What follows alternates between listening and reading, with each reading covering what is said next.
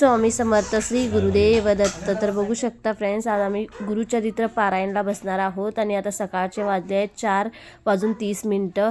तर खूप सारी तयारी झालेली आहे सर्वांची, जी सगळी लोक आमच्या संगत बसलेली आहेत आणि मला खूप छान वाटत आहे सकाळ सकाळ. आणि बघू शकता हे पुस्तक पहिले आम्ही आरती म्हणायला स्टार्ट करणार आहोत. तर माझा चॅनल जो आहे तो हिंदीचा आहे, परत मी आज मराठीमध्ये बोलते. कसं वाटतंय फ्रेंड्स कमेंटमध्ये ज़रूर सांगा.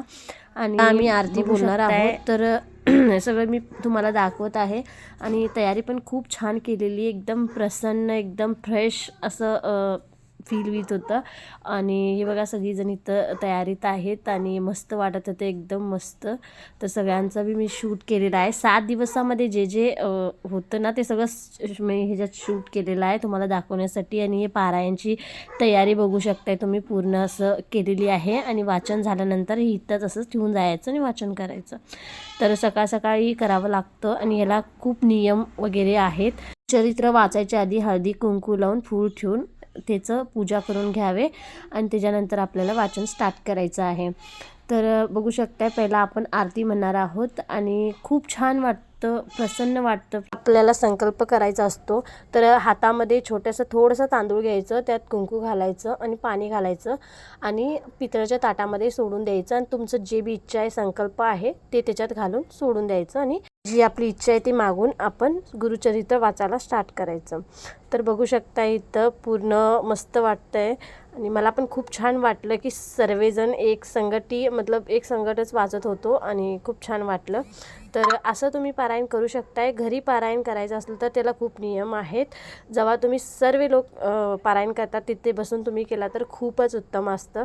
मी तुम्हाला नियम सांगते फ्रेंड्स, नियम पाळायलाच पाहिजे. आणि असं की जसं चटईवर झोपणे, उसूशी नाही यूज करणे, गादीवर नाही झोपणे, एकदम चटईवर झोपणे 7 दिवस. आणि एकच अन्न आपल्याला 7 दिवस खायचे आहे. जसं की तुम्ही चपाती खात आहात तर चपातीच खायची, त्याच्याबरोबर भाजी तुम्ही काय पण खाऊ शकता, कडधान्य खायचं नाही. जी दोन फळं होतात ना, जी कडधान्यामध्ये 2 भाग होतात ना, त्यातलं कुठलंच वस्तू खायचं नाही आहे. डाळी बिलकुल बी खायची नाही आहे. हिरव्या भाज्या खाऊ शकता तुम्ही, बट त्याच्यात पण कांदा आणि लसूण यूज करायचं नाही आहे. जी पण तुम्ही भाजी बनवता, हिरवी भाजी कुठली पण भाजी बनवता, त्यात कडधान्य नसायला पाहिजे. आणि फक्त एवढंच की त्यात कांदा लसूण तुम्हाला 7 दिवस खायचं नाही आहे. चटईवर झोपायचे आहे आणि दुसऱ्यांच्या घरात काहीही खायचं नाही आहे, बाहेरचं काहीही खायचं नाही आहे. जे तुम्ही 7 दिवस जे खाताय ना, एकच अन्न 7 दिवस तुम्हाला खायचं आहे. खूप पाळावं लागतं फ्रेंड्स याला.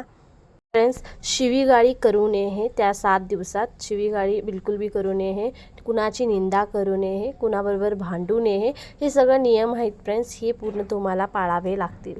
तर बघू शकताय आणि खूप छान वाटलं मला पारायणला बसून. मी पहिल्यांदाच बसले ते पारायणला आणि मला ज्यांनी पारायणला बोलवलं तर मला खूप एकदम मनापासून प्रसन्न वाटलं की जेव्हा मी पारायण सारामृतचं पण पुस्तक इथं वाचलं गेलं आणि खूप छान वाटलं फ्रेंड्स, खूप छान. तर तुम्ही पण पारायणला बसणार अशिला तर हे नियम जे आहेत तुम्ही पाळावे लागणार. असं डायरेक्ट करून चालत नाही. जी खूप लहान मुले आहेत, खूप म्हातारे आहेत, त्यांना नाही पाळलं तर चालतंय. खरं जी तरुण आहेत ती कंपल्सरी पाळायलाच पाहिजे. आणि तुम्ही पाळलात जर का, एक जण खूप कडक उपवास केलेले अशी बी आहेत की खूप कडक उपवास केलेले आहेत. आणि पारायणला लागणारं सामान म्हणजे हेच आहे की 2 पान आणि 1 सुपारी आणि 1 नारळ आणि खडी साखर घ्यायचा असतो. जेव्हा आपण आपण संकल्प ठेवताना साखरच लागते, खडी साखरच लागते. नारळ, पान आणि सुपारी आणि एवढंच लागतं. भगवा कापड लागतो आणि पुस्तक जिथे तुमचं केंद्र आहे तिथे तुम्हाला पुस्तक दिलं जातं, नाही तर तुमच्याकडे अदुगर असलं तरीही चालेल. गुलाबी कलरचं कापड हातरायचं आणि ते सगळं तुम्हाला एक दक्षिणासकट सुपारी आणि पान नारळासकट ठेवायचं आणि खडी साखर पण ठेवायची.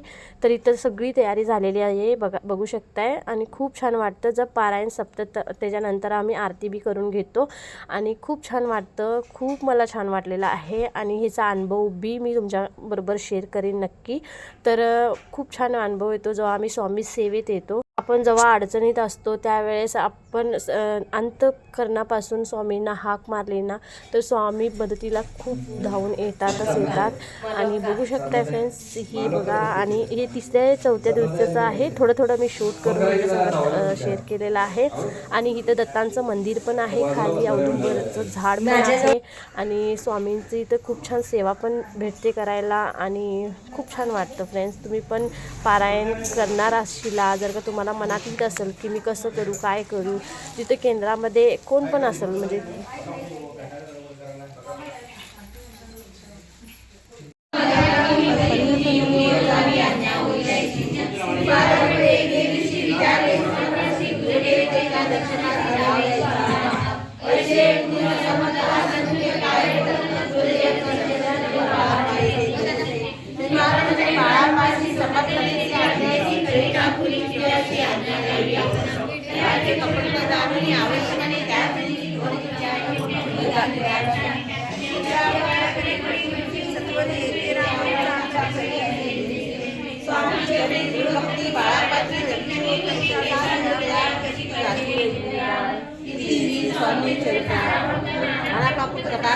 सदा प्रेम करीतो दिगंबरा दिगंबरा पादवल्लभ दिगंबरा दिगंबरा दिगंबरा श्री पादवल्लभ दिगंबरा श्री स्वामी समर्थ श्री स्वामी समर्थ श्री गुरुदेव दत्त श्री गुरुदेव दत्त श्री गुरुदेव दत्त. पारायणमधलं तुम्हाला थोडंसं मी ऐकवलं आहे, खूप छान वाटलं आहे.